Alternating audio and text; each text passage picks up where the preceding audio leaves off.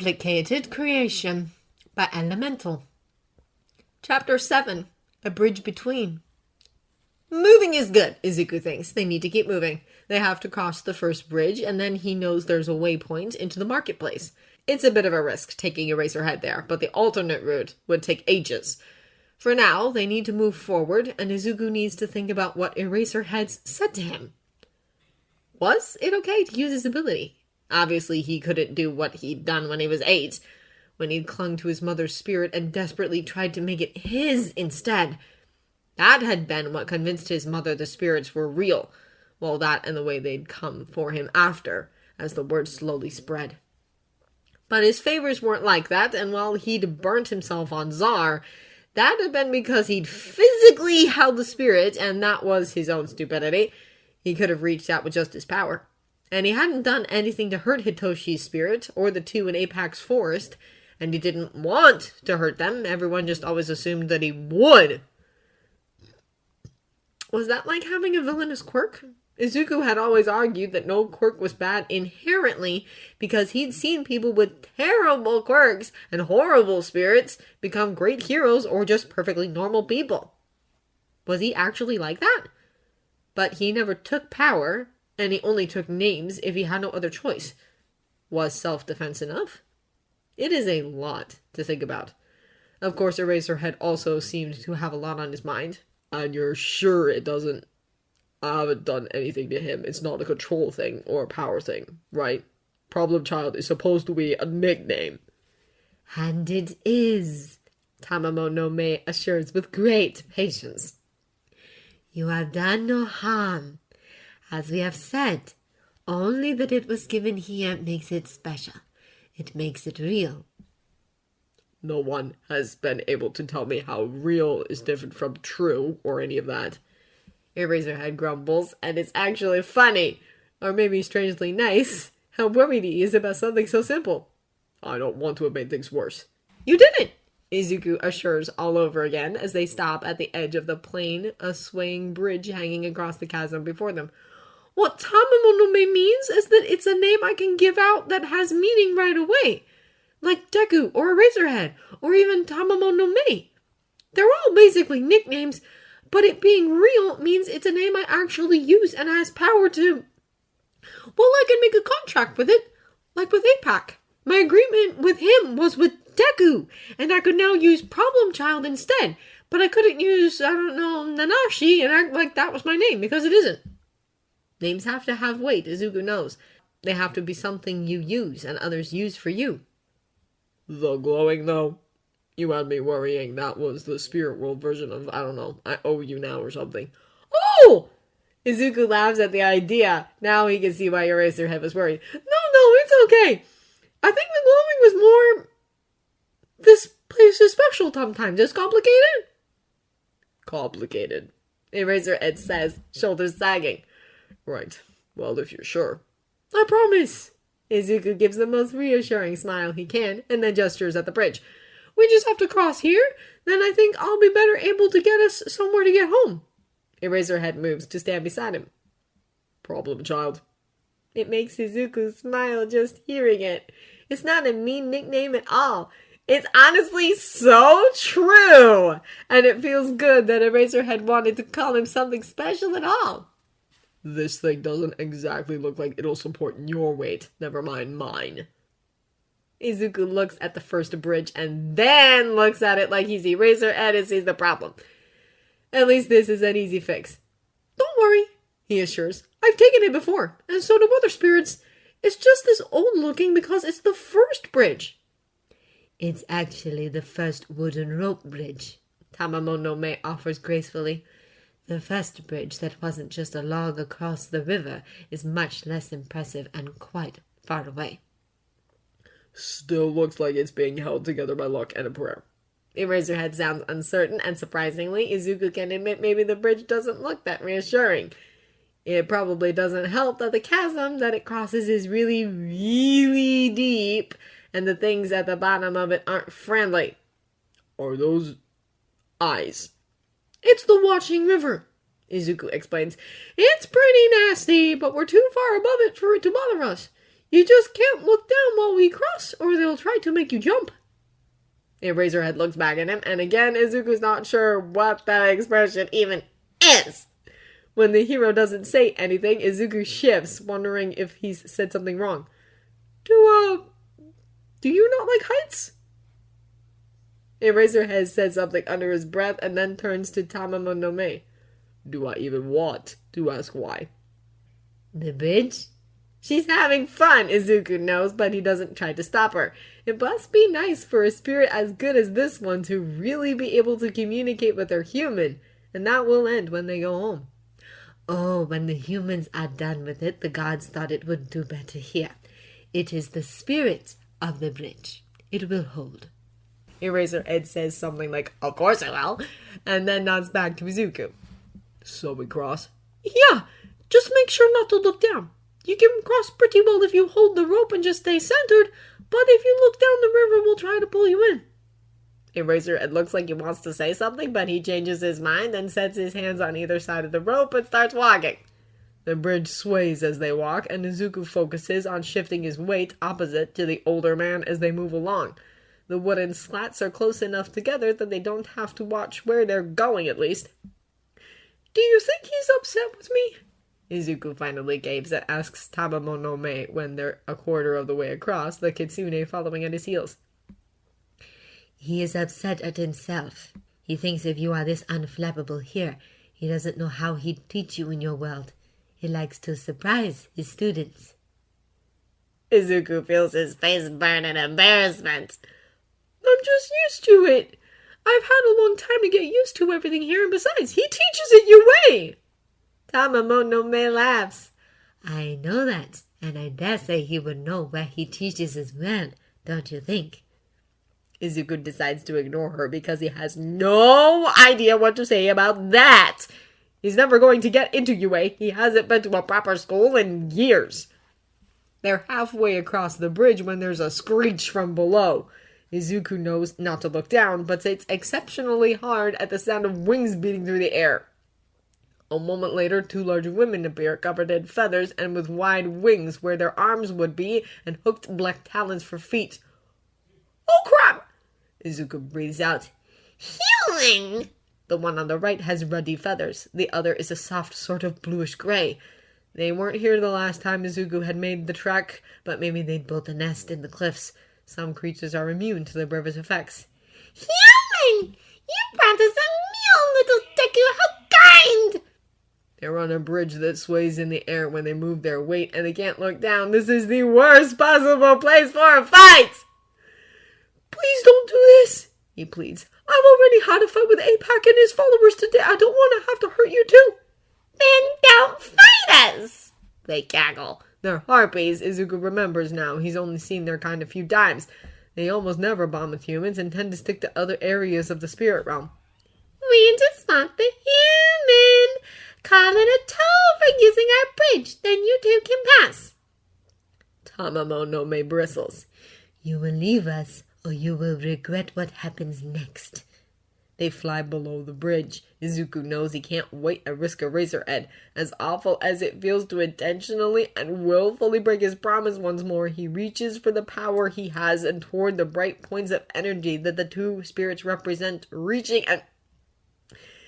The bridge is knocked from below and he loses his balance and looks down. Shota Aizawa knows a few things to be true. 1. He is going to have a hell of a time explaining this when he gets back. He's working on a plan for that. 2. Deku needs more help than he can probably provide alone, but like fuck if he isn't going to look after this kid. 3.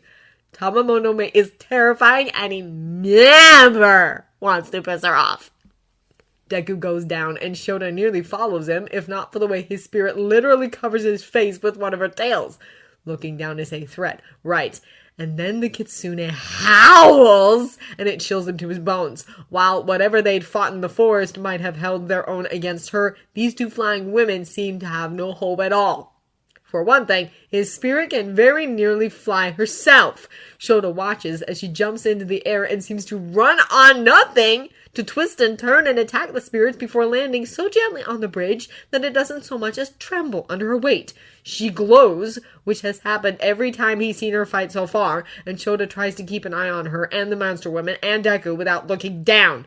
It's a blessing his quirk is eyesight-based at a time like this, not that using it has any effects. It means he's incredibly skilled at being able to look at something out of the corner of his eye and follow a fight without changing his focus. It means he can tell that his spirit looks to have things well in hand, and that Deku looks like he's one good shove away from falling through the ropes and right off the side. Shota grips the ropes that line the sides and makes his way back to Deku, who's staring down at the river. "Kid," he calls, but there's no response. "Deku." Still no response. Shota kneels cautiously. He's figured out that seeing things out of the corner of his eye is fine as far as the weird river rules are concerned, which is good considering Deku's still fixated on the water with his eyes glazed. "Problem child." Above him are the sounds of Tamamo no Me and the spirits fighting, far too close. Shota quickly grabs Deku, wrapping his arm firmly around the boy's skinny chest, and his other hand wraps around the rope railing. He braces just in time as the three spirits crash into the bridge and send it swinging wildly. For a moment he prays, and then, realizing he's praying in a world of spirits and gods, he has to wonder if he's praying who can hear him and God, what if they answer? He is so not built for this sort of existential crisis. The bridge holds. Shota's not going to call that a miracle because miracles need gods and still not thinking about it. He focuses instead on making sure Deku doesn't fall while the bridge sways and creaks like a bad movie prop. He wants to try to cover Deku's ears and see if that breaks whatever spell he's under, but he doesn't dare change his grip yet. He hears another screech from the harpies, and he looks up just in time to see them dive towards his spirit and for her to flash bright white, blinding him for a moment. His vision is filled with black spots that he has to blink away slowly, but when he does, Tamamo no Me has settled behind him and Deku, and the woman who attacked them are nowhere to be seen. The fox spirit licks her lips, showing fang. "They have been dealt with," she informs him, clearly satisfied. "I will take the kit. He will not be able to break free of the river's hold until he is away from it." Shota peels himself away almost warily, but can't find reason to argue. Not when he really wants at least one hand free to hold the rope, and both would be preferable the way the bridge is still swinging. He trusts her.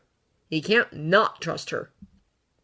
"All right," he says, letting go as she leans in. He wonders for a moment how she's going to carry Deku, if she could do so with her mouth without her teeth getting in the way. He grips the rope handrails in surprise as she starts to shift, and it's very nearly instant, the change from giant fox to Japanese woman, but it isn't instant enough, and he really wants to forget the strangeness of that in-between face. She grins up at him, her sharp teeth black against the pale white of her face, and she picks up Deku with ease despite her many layers of kimono. She's dressed like a Heian-era reenactor, or like the Empress during her enthronement ceremony. She's awash in silk, white on shades of red and orange on white, and her hem and sleeves spill across the width of the bridge, pooling around her feet. She seems to notice he's staring, because she gives him an all-too-knowing smile. "Well?" He finds himself struck uncomfortably dumb. She's beautiful. He does not usually think of anyone as beautiful. He wonders if he's actually thinking it now, or if it's somehow some part of her spiritness, some strange area of effect, the way Kayama's quirk works. He manages to untangle his tongue enough to ask, "Did I know you could do that?" "Oh, I doubt it." The laughter is clear in her voice. "You did like to sleep through any class that dipped into mythology. I seem to recall you telling someone that what a bunch of old farts believed 1,000 years ago wouldn't be useful when you're a hero." That does sound like something he'd say. "I don't remember that." "Oh, you were still young." She nudges him forward, making her way across the bridge with Deku in her arms. "Perhaps 12? I'll admit we don't pay that much attention to age. Time moves so differently for us." Shota lets that thought settle in the back of his head as he properly heads toward the other side. "So, you've been watching me since I was a kid?" Do you follow me all the time? Oh, our spirits check in on their humans, She says, very nearly coy. She's clearly enjoying herself. some only occasionally. We don't need to be around at all, of course, but when your human is a hero, it's so much more interesting than anything else we do. I do sometimes come home, but I always try to return when you use your quack. I wish to be with you when you use my power. He gets a moment to ponder that before she adds, her voice lilting and playful.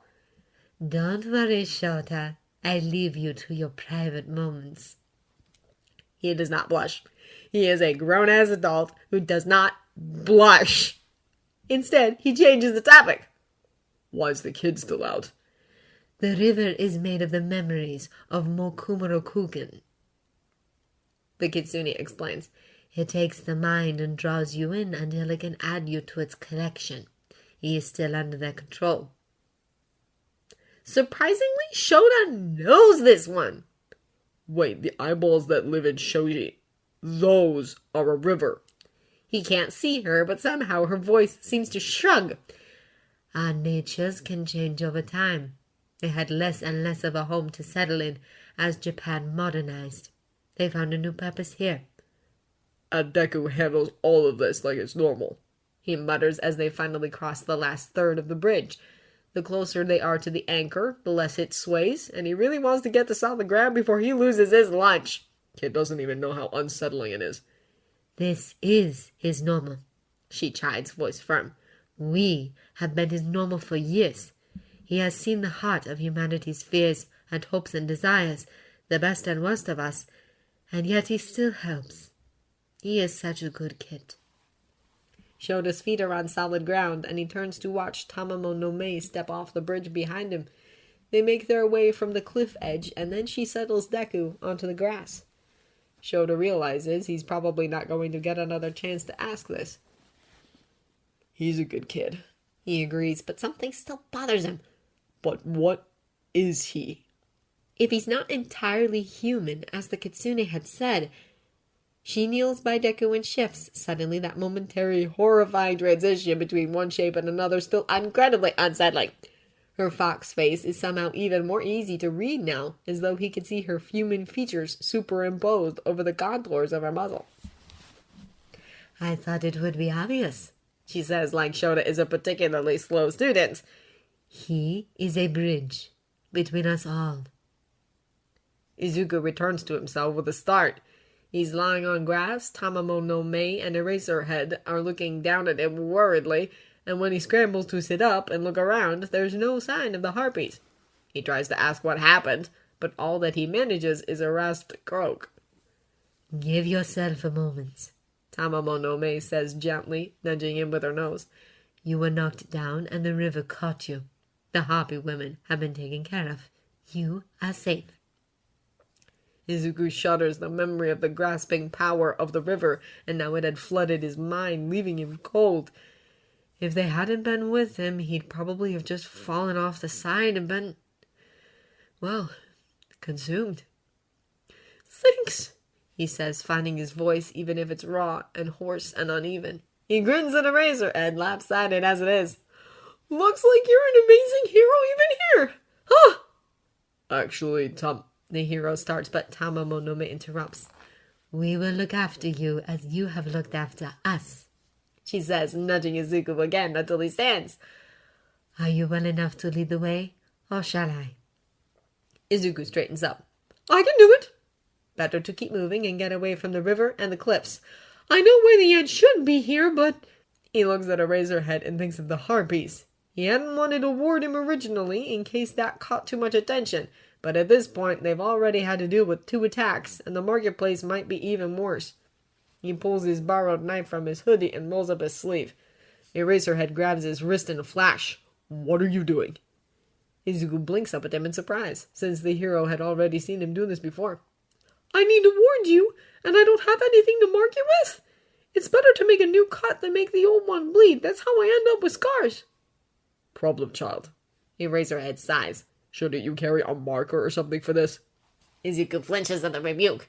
I usually do! It isn't like he wants to cut himself and use blood. It's messy and hurts and makes people suspicious, and he's honestly not sure if he could carry a blood-borne disease to infect others with, but he can get infections, so it seems likely, so he really shouldn't just be leaving his blood everywhere. You're the one who surprised me when I was asleep. I didn't have time to grab anything. Eraserhead gives him a look that seems to move between disappointed and resigned. Will the marker work? Yes. Izuku looks at the hand around his wrist. I'd still have to cut myself if I was doing other wards, like I had to use for the Jurogumo. But to ward you, a pen would work, like when we were in the station. I just have to mark skin. Eraserhead reaches into one of his pouches and retrieves a mini permanent marker. Here. Oh! Embarrassed, Izuku tugs his hand away and accepts the Sharpie, the knife going back into his pocket. I guess I should have asked. Sorry, here, just let me... He uncaps the marker, and Eraserhead stands still as he tugs up the man's bloody jumpsuit, where he'd cut it open at the chest originally to mark him with healing sigils. Now he marks out a set of protection wards, the ones he's the most familiar with because he adds them to his own skin every 12 hours the way he's done since he was 13. There, he says with satisfaction, capping the marker. Can I keep this? Eraserhead looks incredulous, pulling at his shirt to look at his new mark. Of course.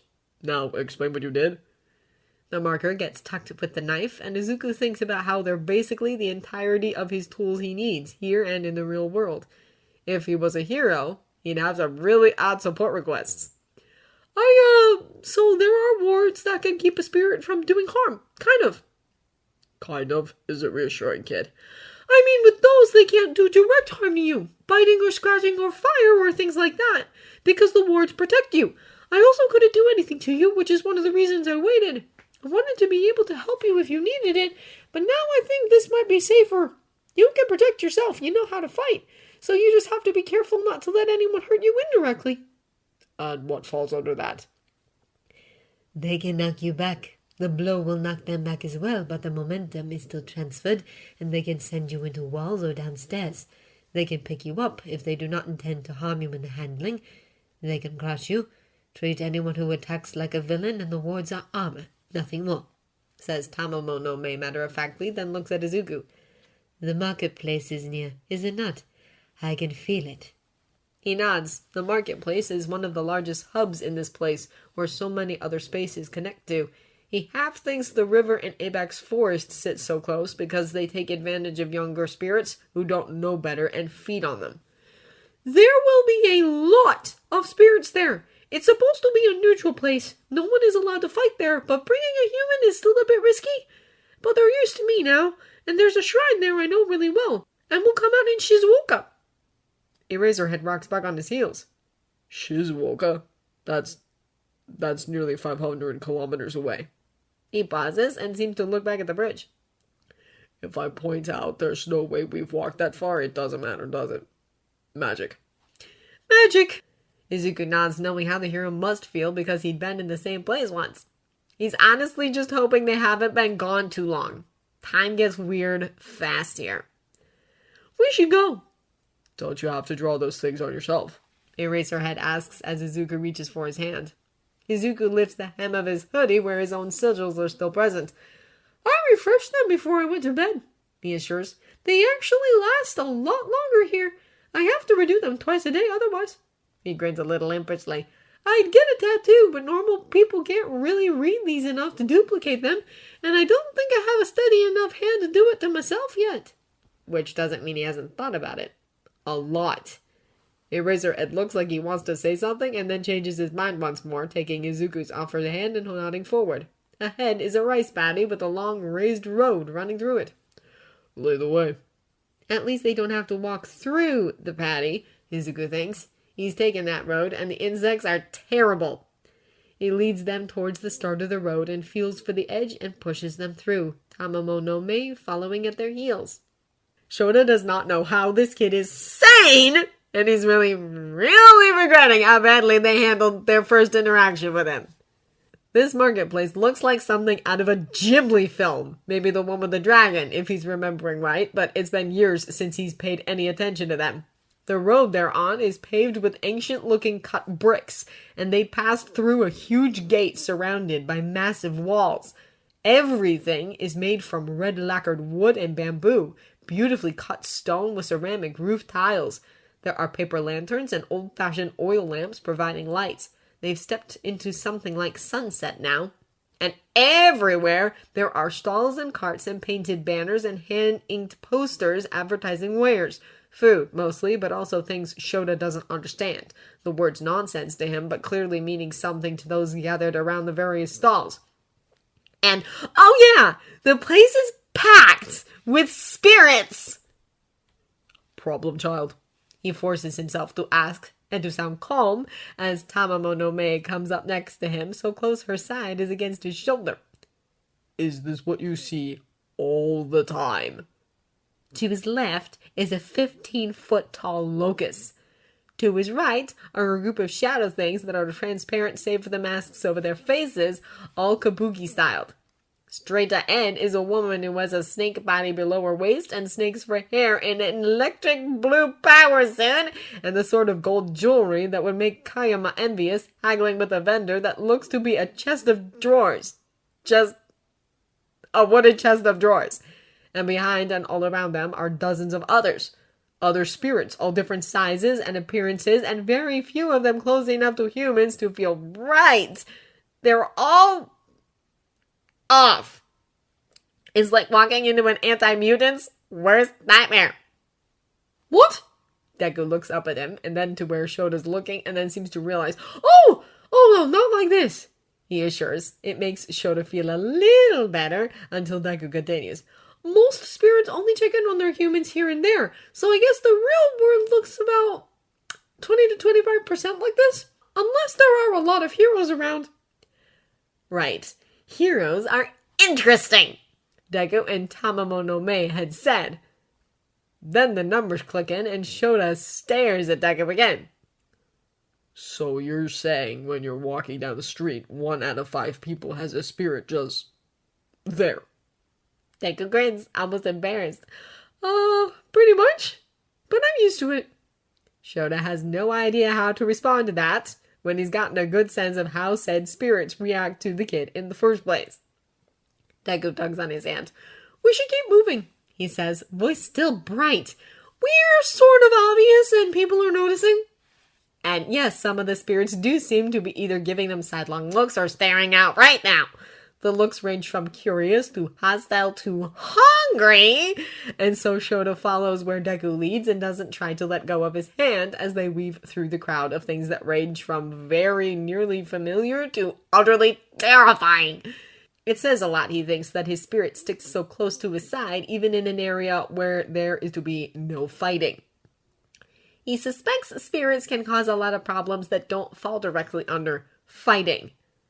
They move through twisted paths. They pass a gaggle of spirits that are just tiny penises with wings, and everyone rather pointedly says nothing about them. The crowd thins a bit, but the stares continue and get more and more pointed, but Deku doesn't stop smiling. It just gets more and more sharp and pasted on. At some point, a hand reaches out for Shota, and before he can move, Deku's grabbed it by the wrist. It's just a disembodied hand, the fingers wiggling in his grip. I know you weren't trying to do anything to Eraserhead here, Deku says, still bright and friendly, but his voice somehow carries something like a threat. Because that would be rude. The hand finger spells so quickly, Shota only catches something about seeing if he was real. When Deku lets go, the hand hangs in midair supported by nothing. It reminds him of Taizai in 2B and her disembodied hands, but no one nearby seems to be controlling the things. Yes, well, he's human and he's my guest, and we're just passing through, Deku replies, apparently able to follow the message. So we'll just go. Shota can fingerspell in both JSL and ASL and knows his way around a fair bit of sign thanks both to his work and his sachet, but it's still a stretch to follow how quickly the hand moves. It seems to be suggesting they should pay it something. Tamamo no Mae snaps, teeth just missing the hand. Shota thinks it might be a warning. Do not test my patience, one of many, or your tribe will be one less in the result. I suppose outright eating someone wouldn't constitute a fight, but just a meal. Shota asks, doing his best to add a grandstanding. Somehow the hand seems to flinch back. It makes a rude gesture and then floats away, dodging around a corner. Deku sighs. That was one of the hecaton cherries. They used to be giants with 100 hands from Greece, but when people stopped believing in them, the giants decided to fade away. But their hands didn't. They get everywhere, and they're greedy. He shakes his head like he's talking about a particularly bad cicada season, not floating hands, and then tugs Shota along. We're nearly there. Then you can reassure everyone you're okay. That's a plan, certainly, but Shota has a lot more than just that to do. He's not letting Deku run off to live in another abandoned building. He doesn't know how the kid's been eating, but it's certainly not enough. He needs a roof over his head, and new clothes and shoes and food, and someone who believes in his reality. They're going to have to rearrange the house. Ahead is a shrine. It looks like any other, and in this strange, brilliant marketplace, it actually looks a bit out of place, a bit older, and a bit more worn down against the other well-kept spaces. Deku seems to sag in relief as it comes into view. Shrines tend to stay in one spot, he explains as they approach, but sometimes the world around it moves, and then I have to spend hours searching for it again. I think the world's like playing tricks on me. The fact that the world itself has a personality to you, and I don't think you're projecting, is deeply unsettling. Shota tells Deku and is rewarded with another one of the boys' wry, lopsided smiles. So how does getting home work exactly? Shrines are like bridges, Deku tells him, and Shota feels Tamamo no Mae give him a look, even from behind him. You have an anchor on either side, and there's something between them that lets you, flow, travel, follow from one to the other. He gestures around them, finally releasing his grip on Shota's hand as they are close enough to be safe, he supposes. It's part of why I think everything here moves so much. Nothing anchors them to one spot or another. They sort of move on currents, maybe? I tried to draw it once to make a map and ended up giving myself a headache. Still, Deku looks pleased and relieved for there to be an end in sight, so Shota nods and decides to think about this bridge analogy in depth later. Well, let's... The shriek is something distant, but Deku's head snaps up, and he looks away in the direction it is coming from, the sound growing louder and louder with each passing second. Shota readies himself, but for some reason, Tamamo no Mae and Deku don't seem to be preparing for an attack. Deku looks wary instead. Perhaps resigned. The sound gets to a piercing level and a white blur appears around a corner and simply crashes into Deku. It's just as he had warned before. The motion makes Deku stagger back, but even as Shota is reaching to help, he realizes Deku's holding a trembling rabbit against his chest.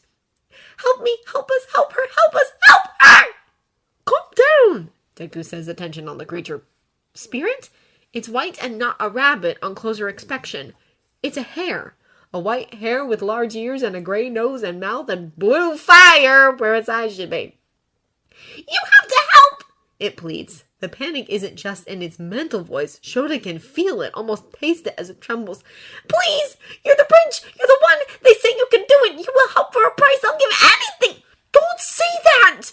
Deku hisses, and even Tamamo no Mae's ears go flat against her skull while Deku grabs the spirit by its ears and holds it away from him in clear discomfort. Never say that! The hare hangs limply in Deku's hold and looks up at the kid with something that somehow reads as determination on its tiny face. I'll give you everything, it says, less panicked this time. The weight of the words drop like individual anvils all around them. All that I am, if you help her, I won't exist if she dies there. It doesn't matter. Deku stares at the spirit in his grip, and Shota watches as the kid's face goes through such a range of emotions, each one clear as day. Horror, realization, worry, resignation. It's only a moment, but Deku seems to make a decision, and the hare is set on one of the short stone plinths that line the path to the shrine. If your human is in danger, I need to know everything you can tell me first. The hare bobs up and down. She is trapped. Other children locked her in a box. She can't leave. They took her medicine.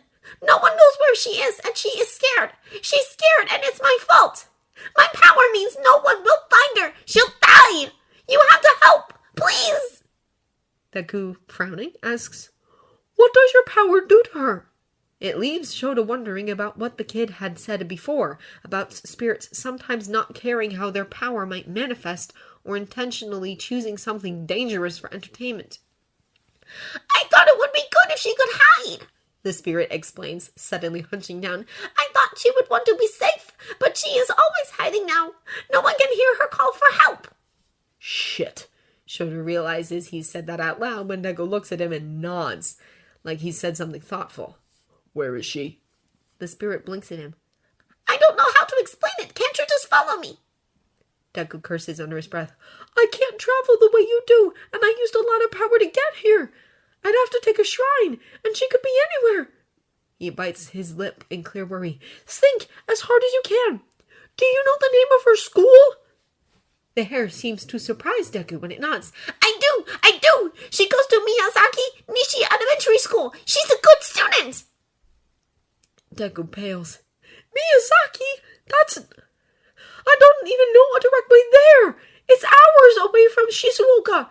You said they took her medicine. Do you know what it does for her?" "Her breathing. Without it, she struggles. You have to help. They said you would help." "If we get to Shizuoka, I can call it in," Shota offers, but the idea of a kid with a quirk that makes her difficult to find is worrisome, especially with breathing issues. Deku looks between the hair to Shota and back again. "No," he says, and his hands clench into fists. "This is my job, and I can't leave a kid trapped somewhere and scared, especially not if it's because of her quirk. It's just, I could maybe go alone, but I can't take you with me. But if we go to Shizuoka, I really won't have enough to go back. But if I leave you here, I can't do that." Deku looks at Shota and he looks torn. "I can't. I promised I'd bring you home." Shota tries to reassure Deku.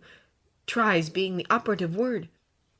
He squeezes Deku's shoulder and goes to say, "I can handle myself," but his tongue twists into a knot so painful he's left wincing and all he manages is a strained, gagging sound.